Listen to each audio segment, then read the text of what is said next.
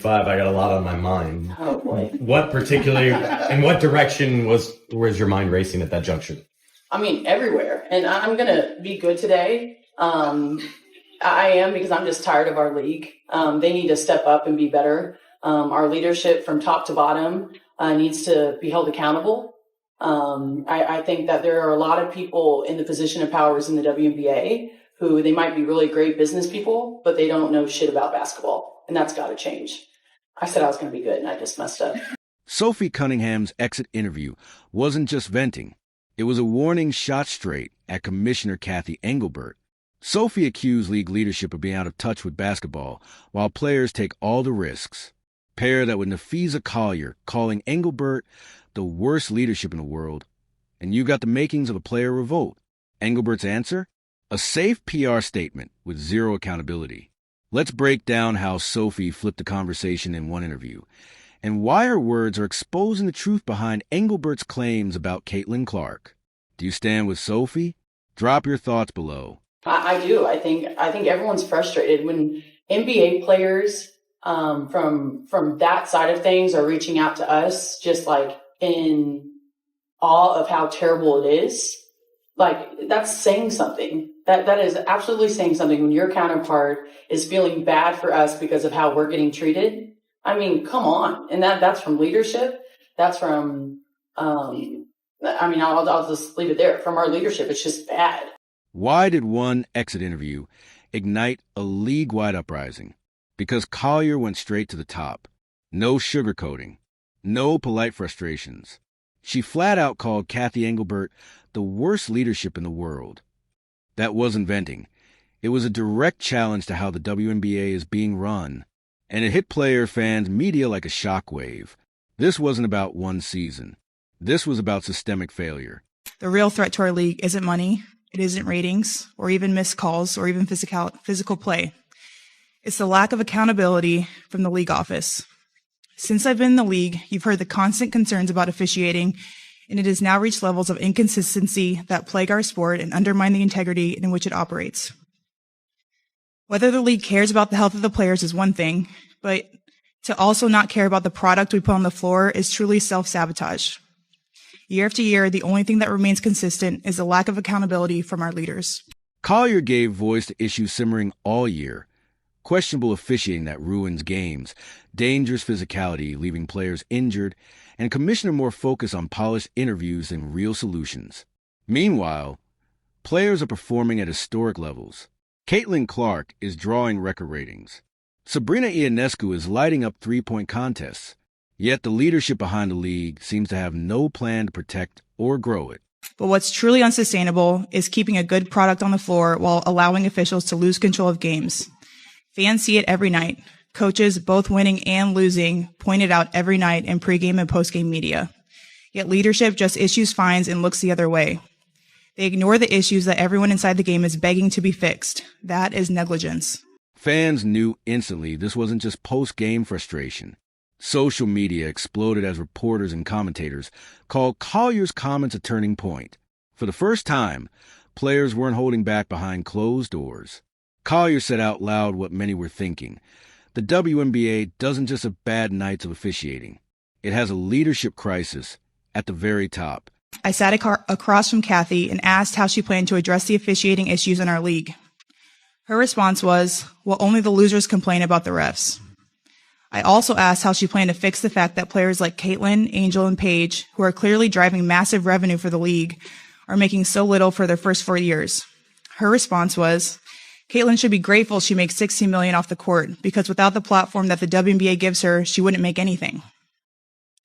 And in that same conversation, she told me, players should be on their knees thanking their lucky stars for the media rights deal that I got them. Engelbert's response only made things worse. She praised players, spoke about progress, and ended without addressing a single concern. No mention of officiating. No acknowledgement of mounting injuries. No connection between player performance and league vision. Fans heard the silence louder than her words. That's a mentality driving our league from the top. We go to battle every day to protect a shield that doesn't value us. The league believes it succeeds despite its players, not because of them. We have the best players in the world. We have the best fans in the world. But right now, we have the worst leadership in the world. The timing couldn't have been worse. With the 2026 CBA talks coming, Collier's comment spotlighted the threat of a lockout. If leadership doesn't change, players might refuse to play. Other stars quickly echoed her frustrations, either directly or through subtle posts. This wasn't about personal grudges. It was structural. Collier exposed cracks in the league's foundation, and just as she lit the match, Sophie Cunningham poured gasoline on it. We're competing at the highest level, and it's like a battlefield out there. When we're agreeing on the court because of how awful the officials are, like that's saying something. Like, listen to us. We're not going to come for your heads, but I think there is room for improvement to change the criteria when the whole league is asking for it. But when the leadership isn't doing anything about it, why? And so I think there's just frustration. When a league's most powerful voices call you tone deaf, who's really in charge? Engelbert's official response sounded polite on the surface. She thanked players for passion and promised growth. But the statement skipped every real issue. No officiating. No Clark treatment. No governance failures. Fans and media saw through it immediately. Instead of reassurance, it felt like stalling, and that confirmed Collier's original accusation, a lack of real leadership. Players wanted dialogue. What they got was spin. A commissioner being called out like that directly? And that timid, tepid statement, she looks guilty as hell. And then I'm looking at it and I'm saying, did you really say that? Mm-hmm. Did you really say that Caitlin Clark should thank her Heavenly Stars, that she wouldn't be worth anything if she wasn't playing in the WNBA? Did you really say? See, all of these things that Nafisha Collier brought up, I'm sitting back going like this. Girl, you got my ears perked. I'm listening because she got very, very specific. And for her to come, the commissioner to come back with that, you can't have her at the negotiating table talking to players. Sports media pounced. Stephen A. Smith didn't just criticize Engelbert. He said her job should be on the line. Scott Van Pelt added that leadership has failed to meet the moment. These aren't fringe voices. These are two of the biggest names in American sports, and both openly question whether Engelbert is capable of leading the WNBA forward. He suggested Caitlin Clark should be grateful for what she makes off the court. That's preposterous. Did you miss the Iowa years? Clark is the Tiger Woods tide that lifts all boats. And we know this show is proof. The highest rating we have ever had followed one of her games at Iowa. The WNBA has benefited from her presence more than the other way around, even though this year for Caitlin Clark was essentially lost to injury. And it didn't stop there.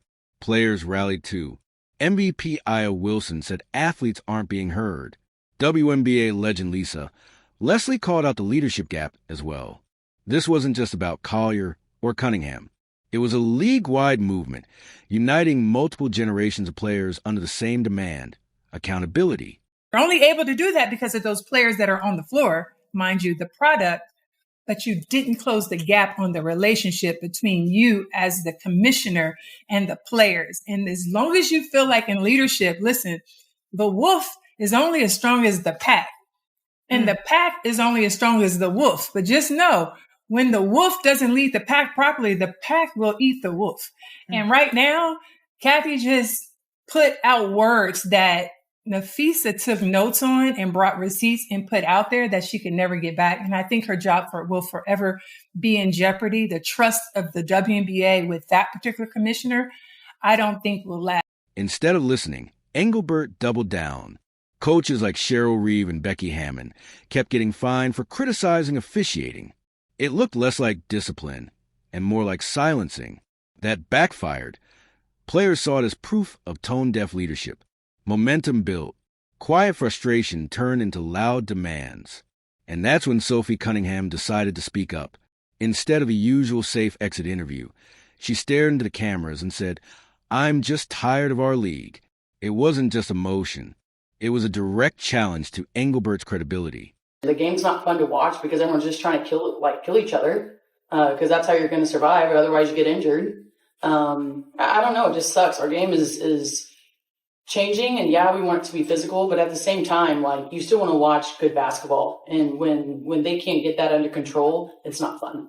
Sophie's first strike, basketball knowledge. She said leadership doesn't understand the game. They sit courtside, smiling for cameras, but don't feel what players endure: blindsiding screens, missed calls, reckless fouls. Players risk their bodies nightly, while leaders treat it like background noise. For Sophie, this made the product harder to respect, harder to watch, and she didn't hold back. She said the game itself isn't fun to watch under current officiating. That's not a minor critique. That's an indictment. Clip 12. She connected officiating neglect to the wave of injuries across the league. If refs allow reckless play, bodies break down. That's not bad luck. That's poor governance. And Sophie refused to let this become just Caitlin Clark drama. She defended Boston, Hull, Mitchell, Howard, Sims, every player facing the same risks.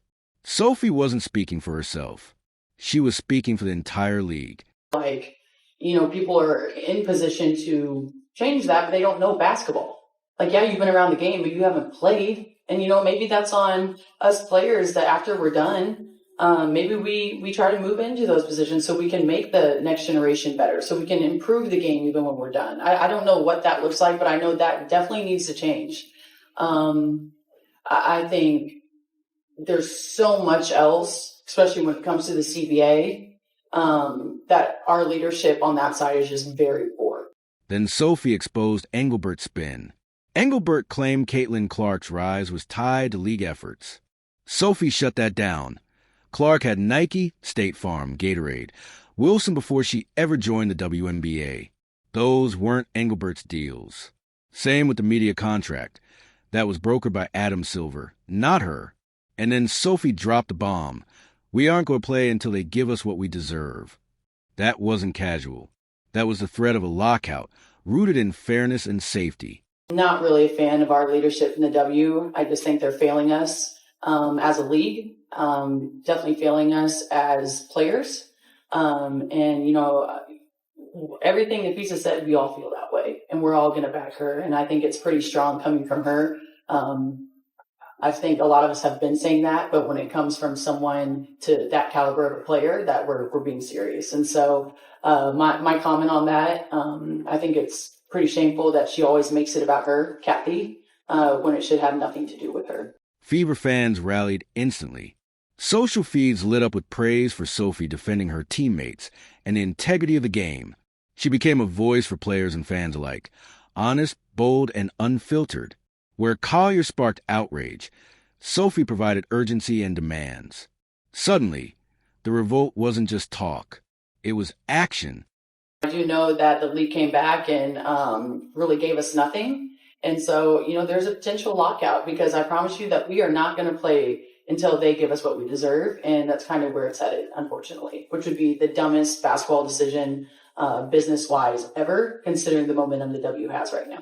The NBA looms over all of this. The WNBA survives on NBA money, infrastructure, and ownership support.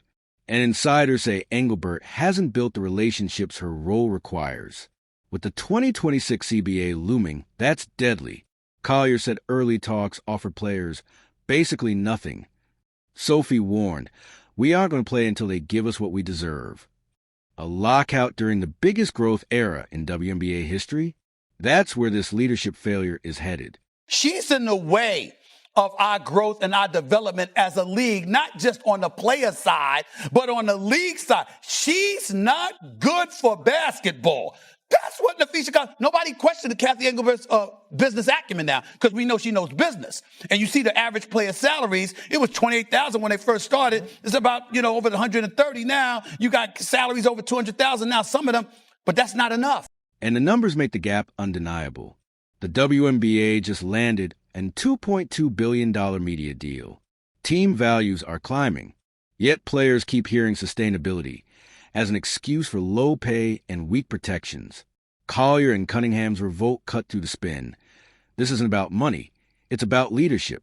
Put it all together. Player revolt, media backlash, looming labor battles, NBA pressure, and Engelbert's days look numbered. The only question left: who takes over? The Fever core, Clark, Boston, Mitchell, Cunningham, Hull, are proving one thing: the future belongs to players. Fans don't tune in for executives. They tune in for the talent. And unless leadership changes, this golden era risks being wasted. Do you stand with Sophie? Let us know below. Like, subscribe, and turn on notifications so you don't miss what's next. At the end of the day, you have a star player in the league saying the commissioner, this individual, is in the way of all of us. And that was her statement. I believe she should hand in her resignation. If you enjoyed today's video or learned something new, don't forget to hit that like button. It really helps the channel grow and tells YouTube you're enjoying the content. And if you're new here, make sure to subscribe and turn on the notification bell so you never miss any of our latest uploads. We post new videos every week, covering the biggest stories, reactions, and updates you don't want to miss. I'd also love to hear your thoughts in the comments below. What did you think about today's topic? Do you agree or disagree? Let's start a real conversation down there. I read every single comment and reply to as many as I can. If you have ideas or suggestions for future videos, feel free to share them too. Your feedback helps shape the content and makes this community even better. Lastly, if you want to support the channel further, share this video with your friends or on social media. Every share helps the channel reach more people and keeps the content coming. Thanks again for watching. Stay safe, stay positive, and I'll see you in the next video.